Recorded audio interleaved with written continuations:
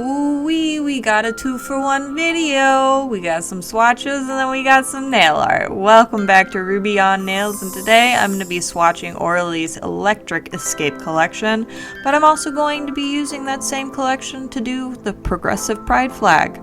So stick around. It's gonna be fun.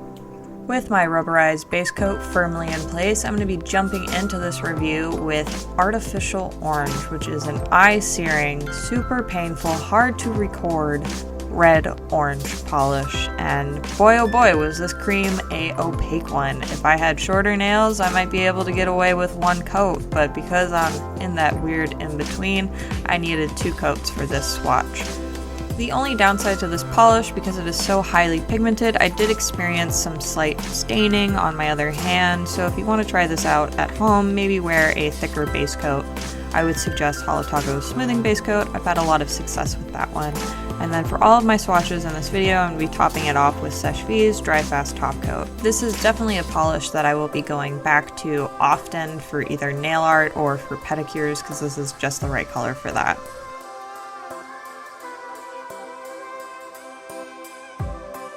Moving right along, we have Tangerine Dream, which is the perfect name for this shade because it is the exact color of a tangerine. This polish performed just as well as the previous one. This one I definitely needed 2 coats. There was just a little bit of patchiness in one coat, so that second coat really covered up any little imperfection.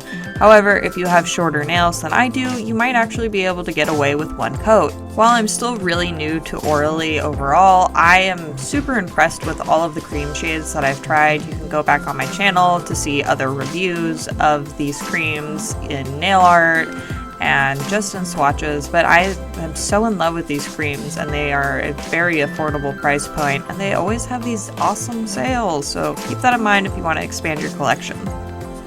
Now moving on to a polish I have spent my entire life looking for. Neon Paradise is Neon Paradise in a bottle. It is a gorgeous, true highlighter green. It is so obnoxiously bright, and I love everything about it. The formula for this polish in comparison to the rest of the collection, it is more jelly-like than the other polishes, which are neons with a white base. However, this one is just all neon, so I needed 2 coats, possibly a third, because with 2 you can still see a little bit of my nail line, but that's not a huge thing for me because I just love this polish all around, and the jelly effect really just adds to it.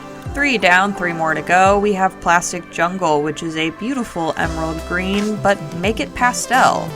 I don't know if everybody would agree that this is emerald pastel, but to me it definitely seems that way. It's emerald with kind of a white undertone to it, and I really like this green and will be using this often.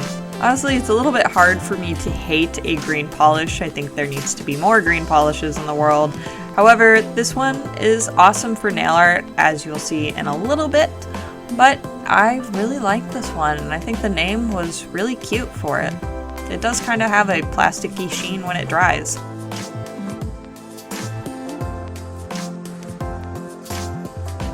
Every time I know I'm getting an orchid shade, I always question myself, like, why am I doing this? You're not a huge fan of orchid.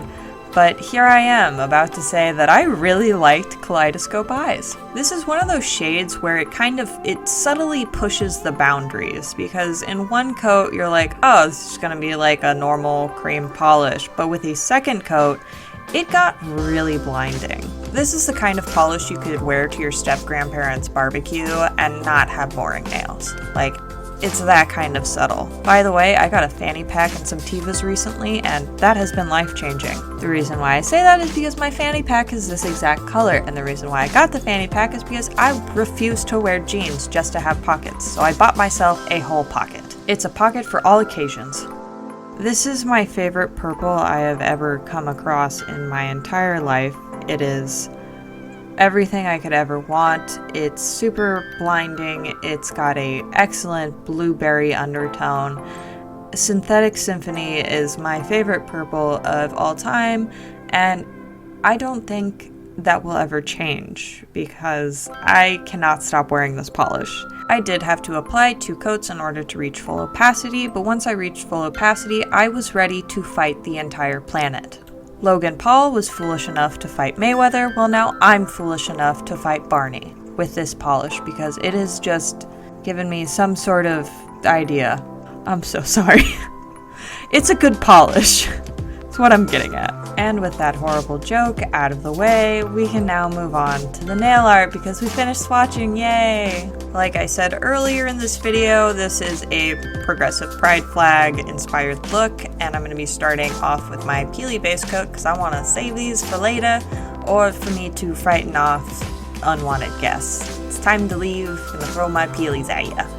Get out. Once my base coat is fully dry, I'm going to put Rose All Day on my nails. This is almost exactly the color of my nails when they're not stained to candy corn heaven. And just ignore that little crusty in the corner. Just brush it away, put polish over it, it's fine. I'm going to do 2 coats of this. Once I've got 2 coats on my nails, we get to move on to the nail art, which is the funnest part. Base color is just the boring necessity. So I guess you could do this without a base color if your nails aren't as stained as mine. The first color that I'm going to be doing is Artificial Orange, just like you saw, because it's from the swatching part of this video. And I'm just going to make a really swirly, curly line. This is, again, not going to be a direct interpretation with those straight lines, because I had an entire Red Bull before I filmed this, and I could not for the life of me draw a straight line if I tried. And because I want this manicure to give me those nice warm fuzzy feelings, I had Tangerine just come up and spoon Electric Orange. Just get right up in there. Moving right along in rainbow order, I used Here Comes the Sun from a previous 2021 launch. And I messed up. I should have used a brighter yellow so there is more contrast on camera. However, I could not be bothered to reshoot this. I had better things to do, and by better things, I mean I got a tattoo instead of reshooting shots because I just can't be bothered. Moving on to that beautiful green, I put Plastic Jungle right up next to Here Comes the Sun. And God, I love how this orange and yellow contrast with it. I'm just so in love with this pastel-y emerald. I'm still on that. Still don't know if it's pastel emerald or what.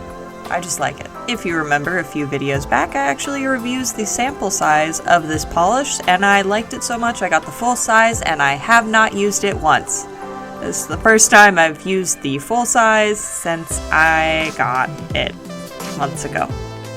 And here's an example of what high quality production we do at this studio. I forgot to hit record when I put the purple down, so I just scraped it off with an orange stick and then reapplied it with some gummy synthetic Symphony. It's not the polish, it's my application. For the trans part of the blue, I decided to go in with Cyantific because I wanted to have a different blue than Glass Half Full. As you can see, this one is a lot brighter, and I just wanted there to be more of a contrast while I was doing the trans flag part. So I'm also going in with What Do You Pink in order to get that nice... These pinks and blues complement each other really well, so I always tend to pair them together, and I thought this was a really good match for the flag.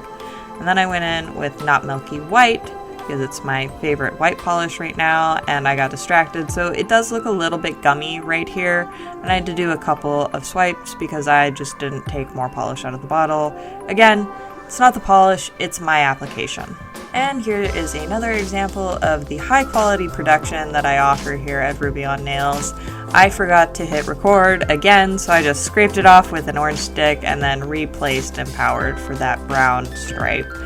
And then I went in with one coat black just to finish off the flag and add the black stripe. Once you are done with your line, you can put a nice thick top coat on that. Do remember to let things dry completely before you do that, or you'll get some streakies. If you look on my Instagram page on Monday, you will see where I had some streakies and some bubbles, and I wasn't super careful with this because I wasn't initially planning to do this look matte. When you have a glossy top coat, it can kind of hide things that you don't notice, and then when you put the matte top coat on it, mistakes become apparent. If you do go ahead and recreate this look, one, please tag me. I love seeing that stuff and sharing it on my Instagram page, but also know that is about a medium skill level. I would definitely suggest you have proper nail art tools because I used a ton of acetone in between colors, and a paintbrush is not going to hold up against acetone. Those bristles will fall apart or melt. But the other reason I say this is a medium skill level is because there are no straight lines. Those curvy lines are really easy to just freehand. I don't know how anybody freehands straight lines. I need to use a ton of nail vinyls to do so. But with this, you can just go in. With that matte top coat dry, that is the end of this tutorial. I hope you like this kind of combination of swatch and review and nail art tutorial and longer video. Let me know what you think down in the comments below. In the future, I can always go ahead and split these kinds of things up, or I can combine them. But thank you so much for watching. If you like this video, and if you like my videos, subscribe. I'm trying to hit 1,000 subscribers here on YouTube by my 1-year anniversary. But that's it. Enjoy this video of my cute dog.